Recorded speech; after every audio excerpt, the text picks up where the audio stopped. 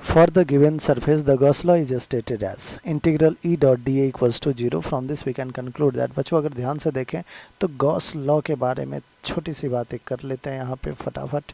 Gauss law क्या था? Flux phi, electric flux phi is close integral E dot dA vector which is equals to charge enclosed upon epsilon not. I hope आपको ये यहाँ तक याद होगा, ठीक है ना बच्चों?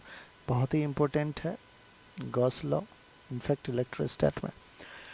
अब बच्चों ध्यान से देखिएगा जो बातें मैं कह रहा हूँ कि ये जो इलेक्ट्रिक फील्ड है ये है because all the charges either it is enclosed by Gaussian surface और नॉट, ठीक है।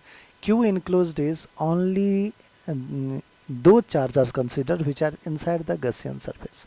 अगर गॉसियन सरफेस के अंदर कोई चार्ज नहीं है तो हमारा क्यू इनक्लोज्ड क्या आ जाएगा बच्चों? 0 आएगा। प्रॉब्लम देखिए, प्रॉब्लम कह रहा है कि integral E dot D A, close integral E dot D A 0 है। तो अगर integral E dot D A 0 है इसका मतलब जरूर क्यू इनक्लोज्ड एप्सिलॉन नॉट तो कांस्टेंट है, वो तो 0 होने से रहा। तो क्यू इनक्लोज्ड बताओ क्या होगा? 0 होगा।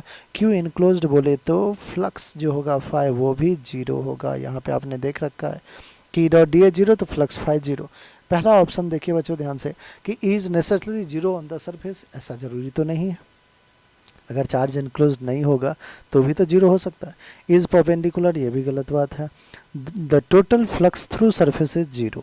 तो अगर integral E dot D A 0 है इसका मतलब टोटल फ्लक्स जरूर सरफेस से क्या होगा बच्चों? 0 आ रहा होगा।